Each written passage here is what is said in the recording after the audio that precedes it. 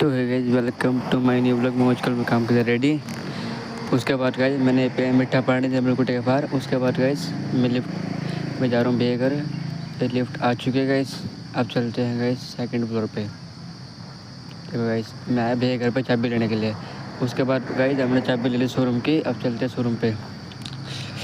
उसके बाद गाइस मैं शोरूम पे आ गया। ये बाइक खोलने का शोरूम, देखो गाइस, ये बाइक शोरूम खोल रहा है। इधर से ताला खोल दिया भाई ने। उसके बाद बाहर धूप कितनी हो रही है। ये रहेगा स्टेडियम, हमारे बगल में रहता है स्टेडियम। उसके बाद गाइस तुम्हारे भाई ने खाया खाना। उसके बाद गाइस हमारे को भैया घर पे देने जाना है सामान।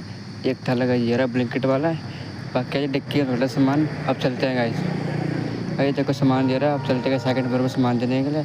उसके बाद क्या सामान देगा कहता है। उसके बाद गाइस हमने करे पिज्जा ऑर्डर। देखो इस 2 डब्बे का ये रहे। एक डब्बे का देखो इस ये भाई ने दे दिया पिज्जा का डब्बा। एक ये का इस डब्बा आ गया। अब खा